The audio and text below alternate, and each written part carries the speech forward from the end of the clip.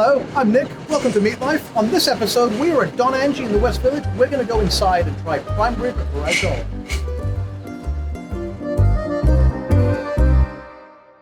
We are now in the spacious, palatial kitchen. Actually, I'm joking. It's completely cramped down here, like every Greenwich Village kitchen. We are about to make prime rib brajol. Tell me about this dish. A brajol is like a classic Italian-American dish. It was usually made out of like flank steak, stuffed with, well, the way my grandmother always described the stuffing for a brajol, it's everything that's in a meatball without the meat.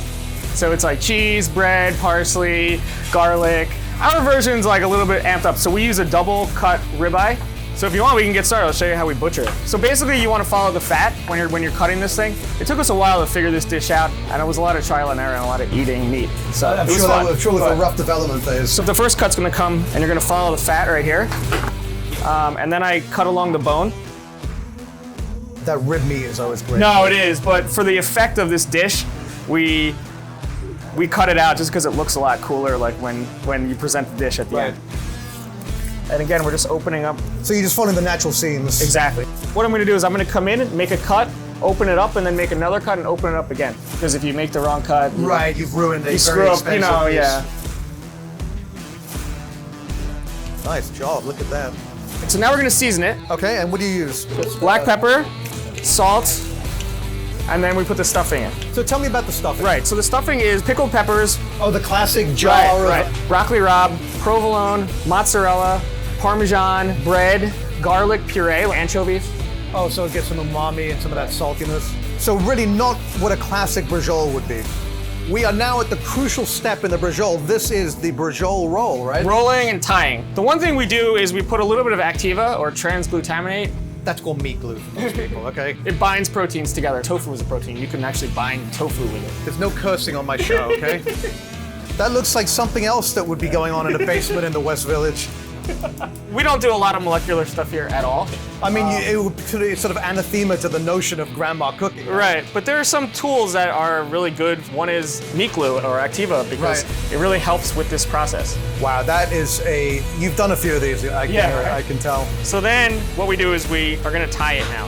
When we first made the first one and we cooked it and we cut it open, it literally looked just like prime rib, so that's where we decided to call it prime rib brajol. This isn't really technically like a prime rib the way, this cut is. It's bound, it's been rolled, it's glued. Now we season the outside, sear it, and then as that's doing it, what we do is we start torching the bone because you're not really gonna be able to get the bone. Right.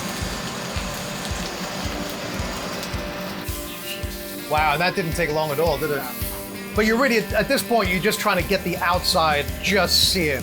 It smells fantastic. It smells like a barbecue, though. It's like an outdoor grill. The next step is we just wrap it in plastic to seal all the flavors in, and then we're gonna cook it in the CVAP. It's basically like cooking sous vide, but it's without having to use a vacuum sealer. All right, now we're gonna put it in the CVAP. Through the magic of television. We got one ready to go. So now we're gonna unwrap it, slice it, and we're gonna also prepare the garnish that goes along with it. Great, so let's get back into the kitchen. Okay, we are at the pickup stage of the prime rib brajol here at Don Angie, and I have Scott and Angie in the kitchen, and you guys, a husband and wife team, are gonna assemble the dish for us? Wow, look at all that juice. Of course, into here.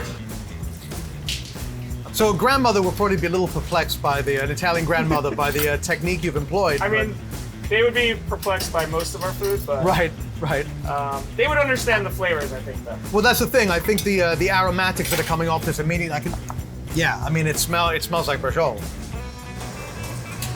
Wow, and you can already see, just look at the color on that. It's already a perfect medium rare pink. So the broccoli rabe is done like old school Italian, a little bit of, we call it sofrito here, but it's, basically cooked down garlic with chilies, Calabrian chilies and chili flakes, olive oil, lemon juice, salt. And then some of those San Marzano tomatoes. So we only use San Marzano here. They are grown in the volcanic soil around Naples, right? And they have a very distinct flavor. Correct. And what are you finishing with? Some olive oil? Yeah, some extra virgin Tajasca olive oil, and then that's it. We're gonna go upstairs and we're gonna find out more about this lovely couple's story and how this thing came to be. Let's go. I'll carry this. All right, cool. I'm joking, it's much too much work.